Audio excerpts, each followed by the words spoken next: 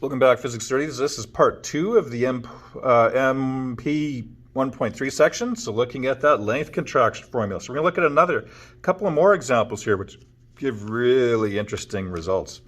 So a very fast train with a proper length of 500. So if you're to measure this train at rest, it would be 500. So that's what the L naught means. The L0 means at rest, what it would be. It's passing through a tunnel that is 200 meters, and that would be at rest too. So a 500-meter train and we're talking about a 200-meter tunnel. Let's imagine that the train speed is to be so great that the train fits completely in the tunnel by an outside observer on the ground. So that is possible to someone on the ground. So someone on the ground here. So let's say here's a tunnel. Hey, that looks pretty good. It looks like a tunnel. And then we have our train going in here. Well, it's a terrible train here. But that train could fit completely in that tunnel if it was going fast enough for someone that is watching it. So they're going to measure that length. Of course, the people on the train, according to them, their length is, well, we're 500 meters. There's no way we can fit in there. But let's take a look. So let's take a look at an observer from on the ground. See if this is possible. So let's see here. 1 minus v squared over c squared. There we go. So I know that the train at rest is 500 meters long. Okay. And we are going to be looking at, well, we're going to have to keep this as v squared over c squared. We'll keep it. We'll measure it in terms of v. In terms of, or c, I mean. So what fraction of the speed of light, or what percent of speed of light would we have to be going?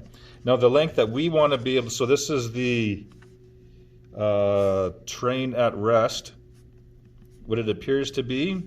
And of course the moving train's length as perceived by someone on the ground, we want it to be 200 because we want it to fit inside that tunnel. Now this sounds wacky, doesn't it? It sounds like, how in the world are we going to be able to do that?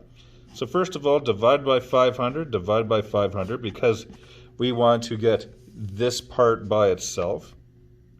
So if I divide by 500, so I think that works. Oh yeah, that works out to be 0.400 is equal to this. All right. And of course, oh yes, we're going to have to square both of those sides, right, to get rid of the square root. So square both sides. 0.4 squared is going to give us 0.16. And we'll have that. Now, this seems a little awkward to, we want to get v by itself eventually, right? So maybe the easiest thing would be add v squared over c, add v squared over c. So we'll get v squared over c squared plus 0.16 equals 1. And I'm going to have to move over here because I'm running out of room. And then, of course, so I have this plus 0.16 equals 1. So as you can see, minus 0.16, minus 0.16. So v squared is going to be equal to 1 minus that, which is 0.84. Then, of course, here, yes, to get v by itself, multiplied by c squared, multiplied by c squared. So v squared will be equal to 0.84 c squared. Then, of course, to get v by itself, square root. So v would be equal to 0.92, and I'm running out of ink just as we're talking here. 0.92 c. So that train would have to be humming. It would have to be going 92% of the speed of light value. So if you're to work that out, 3.00 exponent 8 multiplied by 0.92, it would have to be going 2.76 times 10 to the 8 meters per second. But the crazy thing is that if it could go that fast, it would. So according to this person, that train would shrink to be 200 meters long in its direction of movement if it was going 92% of the speed of light. Wild. And then What about someone on the train going this fast? What would they see? Now, of course, to someone on the train, they would think they are at rest, and it's the tunnel that's moving towards them. So the distance of the tunnel. So something else could shrink in length, or of course distances shrink in length as well. So what would the size of the tunnel be according to someone on the train? So of course someone on the train, they would perceive them to be at rest. So at rest here, the tunnel is 200 meters at rest. But how long would the tunnel be? And we could call this moving tunnel length. So the tricky part here is putting yourself in that frame of reference of the train. According to the train, they are not moving. Tunnels are 200 meters. They should be at rest. But when they're moving, what do they perceive that tunnel to be? So that's what we're going to be looking for here. So that 200 meter long tunnel. So remember, L naught is always what the object would be at rest. And moving at, so we're going to use this speed value here, 0.92. So 0.92 c, square that, and over c squared. So we're going to get 200. And 0.92 squared, type it in your calculator, you get 0.8464. And of course our c squares cancel. So 1 subtract 0.8464 is 0.1531. And if I multiply that out, I get 78.38, which we could say is 78 meters. Oh, wow. So people on the train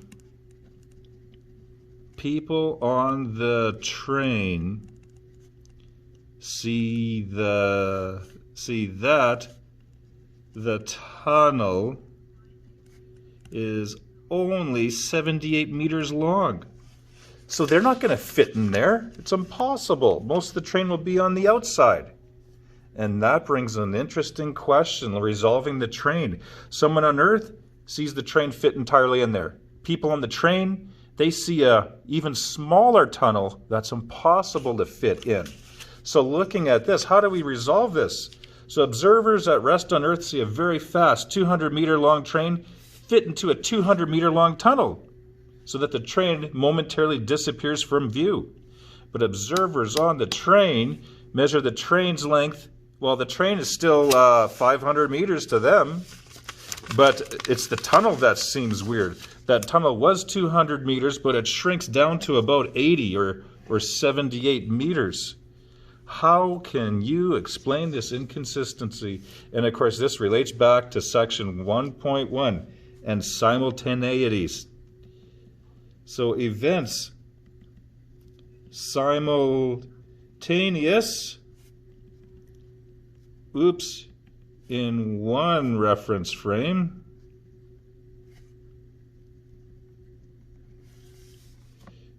may not be simultaneous in another reference frame. So that's what we talked about earlier. So two observers at rest on Earth, the entire train fitting perfectly in the tunnel is simultaneous. Okay? And then two observers on the train as the engine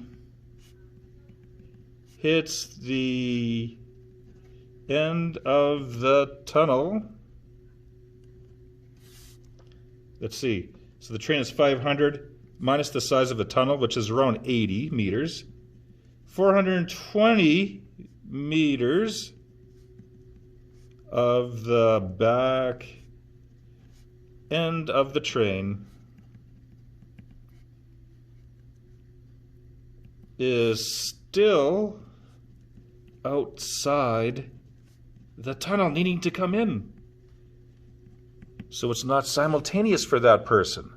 And as strange as it is, because we think of everything as being simultaneous and working out perfectly, but it doesn't.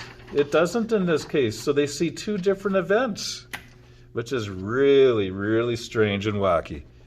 But it works. It works. So the Earth sees, people at Earth see the train fit into the tunnel perfectly, but the people in the train, what contracts for them? The length of the tunnel contracts. And there's no way they can fit inside of there. So very interesting. So that's the end of MP 1.3, and we'll see you again for the next section.